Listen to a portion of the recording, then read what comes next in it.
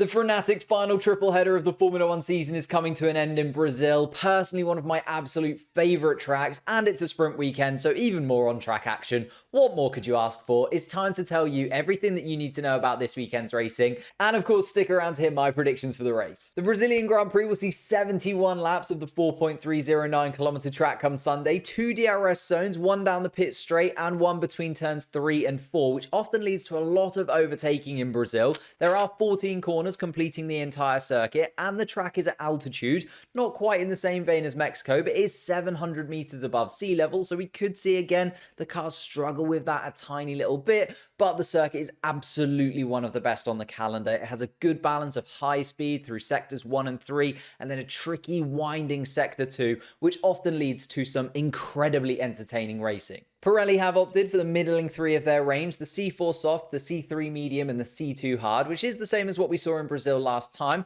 but is a step harder than Mexico, where we saw a lot of teams really struggle with their tyres, even with the red flag. The majority of teams opted for a 2-stop strategy last year in Brazil. I imagine we'll see the same again, possibly with some teams, if they really think they've got the pace, opting for a 3-stop strategy, although with it being a sprint weekend, the teams need to be really careful of which tyres they use and when, especially considering it's looking like we might see some wet weather tyres. Because in classic Brazilian Grand Prix fashion, the weather looks mixed. Friday, it looks most likely to rain during the free practice session, the only free practice session that the teams will have for this weekend, which means qualifying will also most likely be mixed, like we saw last year with Kevin Magnussen taking pole in a Haas. And it means a lot of teams will struggle with the setup come sprint Saturday, which could also see rain as well. So basically Friday and Saturday could be complete write-offs. However, Sunday does look a lot cooler than the rest of the weekend and drier. So hopefully everyone has at least some kind of working setup by that point in the weekend. In terms of the constructors standings, with 3 races left to go, the top 6 look fairly settled to me. I don't think we'll see too much change there. But with Daniel Ricciardo's drive in Mexico completely changing the landscape of the bottom 4 teams, basically anything could happen. Williams remain in 7th place, but it's a lot less comfortable for them right now, only 12 points ahead of the rest. Alphatauri have jumped into 8th place, then dropping Alfa Romeo on equal points, but down into 9th place, and Haas have fallen all the way back to the bottom in 10th. Genuinely though, this battle could change massively over the next few races, especially with the extra points this weekend available in the sprint.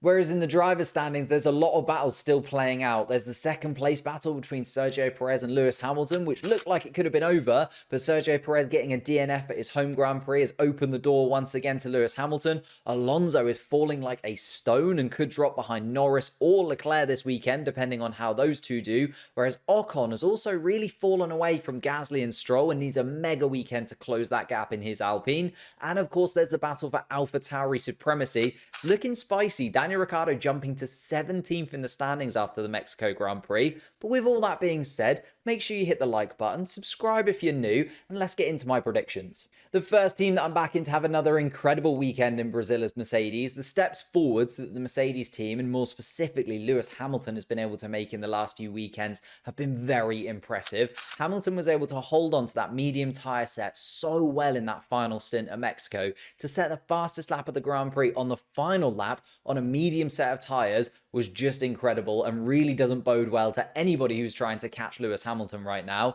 And it just goes to show that Lewis Hamilton is finding some amazing race pace in that Mercedes car. Even if the qualifying pace isn't quite there, if the Mercedes can still deliver him a car come race day on a track that allows for more overtaking opportunities compared to Mexico like we have in Brazil, plus the fact that they actually managed to win here last season. It's the last time we saw a Mercedes on the top step of the podium, so it will just give the whole team that extra boost of confidence coming into this weekend, and that's why I can see them having another really good one. And in a similar vein, I'm going to back McLaren. The car is on song at the moment, and Lando Norris got an insane drive out of it in Mexico.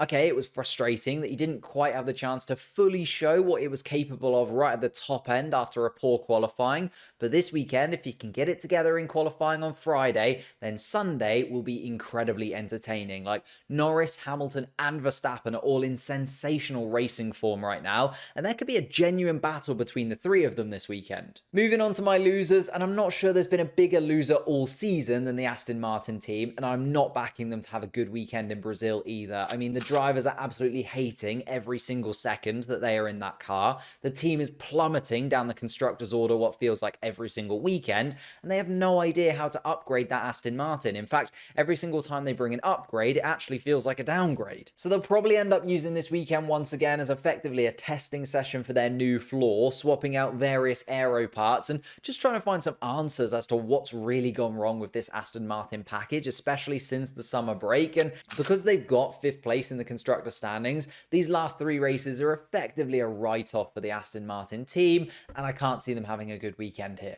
And for my second losers, this might be slightly harsh on Ferrari because I do think they're going to have pretty decent pace this weekend. Their car is really efficient in a straight line, which does suit the Brazilian track, but I do think it's time for Ferrari to probably end up taking a power unit penalty where others may not. Remember back to the beginning of the year where Charles Leclerc was taking engine penalties 2 races into the season? We haven't really seen too much reliability problems from Ferrari, but we also haven't seen them change up their power units too much since then, and I'm worried that if they don't change the power unit now, it blows up at some point over the course of the last 3 races. So I think it's a better idea for them to change the power unit in Sao Paulo, where they can get those overtakes done, even if they start from the back of the grid, than in Las Vegas or Abu Dhabi, where that will be a lot more difficult. So overall, what I'm saying is the Mercedes cars and the McLaren cars look set to thrive once again, showing that they're both ready to take the fight to Red Bull if they're given that opportunity, whilst Aston Martin and Ferrari may struggle due to the changes on their cars that they have to make, given how their seasons have panned out so far. And finally, of course, my podium prediction, for me, it's going to be these 3. All of them have found another level recently, and I think that was highlighted in Mexico.